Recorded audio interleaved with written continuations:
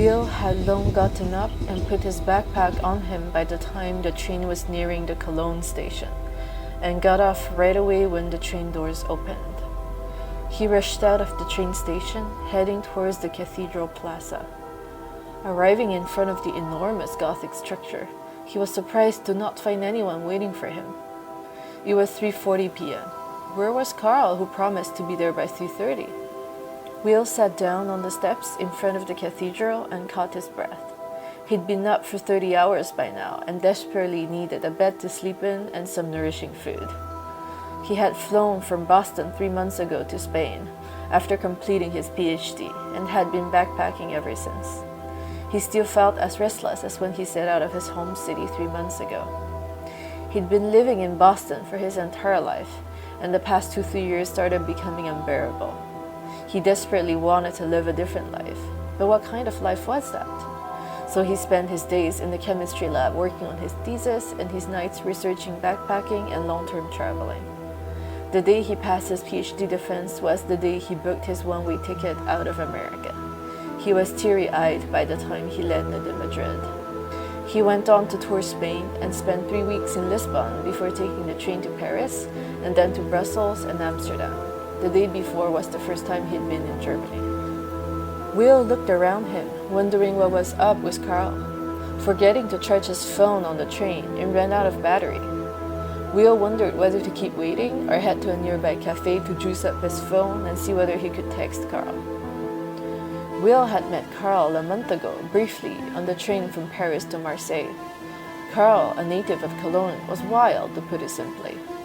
He was on his way to visit his girlfriend who lived in Marseille, and whom he only met once when she visited Cologne for 2 weeks. That was several months ago.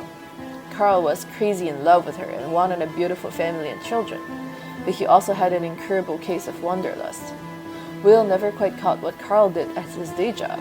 He mentioned playing bass in a band, being photographer for sporting events, and at some point living in a Buddhist monastery and doing farm work in exchange for accommodations, which very much intrigued Will. So when Carl invited Will to spend a few days with him in Cologne, Will agreed right away. But will he show up? Will asked himself now. Just when Will was about to get up and leave, Carl made his way through the crowds and waved at him. "William Berg!" Carl shouted enthusiastically. "You made it! Welcome to Cologne Cathedral, my friend!" "Carl!" Will called out and hugged his friend tightly. "How are you?" Carl asked. "Shall we grab a beer to celebrate?" "Now?" "If not now, when?" Carl laughed. Will agreed, his excitement overshadowing his tiredness by now. Soon the two of them found a beer garden and went in for sausage and beers. "Do you know why all this is happening?" Carl asked after taking his first sip. "What is happening?" Will asked, confused. "The beer in the cathedral," Carl answered. "Why?" "It's because I wanted to show you something special about Cologne that, to the best of my knowledge, only I know about." Will, surprised, didn't know how to respond, and Carl carried on. "If you have exactly 15 ounces of beer and climb up the south tower of the Cologne Cathedral at exactly 4:30 p.m., you can see the mirage of a pirate ship over the Rhine River." Will was beginning to wonder whether Carl was in fact loopy. "I know it sounds strange," Carl reassured him. "How about you take my word for it for now, and we try it? If you find out I lied to you, feel free to never talk to me again. But take my word for now, and try it with an open mind. It's not like it's a dangerous proposition." Will nodded. Why not, he thought. Nothing to lose at this point. Soon, Will and Carl downed the exact amount of beer and headed to the cathedral. After buying tickets, they were climbing up the tower by 4:15. Will felt antsy as he made his way up with Carl. What if Carl was nuts? Could he still stay with him here in Cologne, be his friend? Before long, they arrived at the top of the tower and went on the stone deck.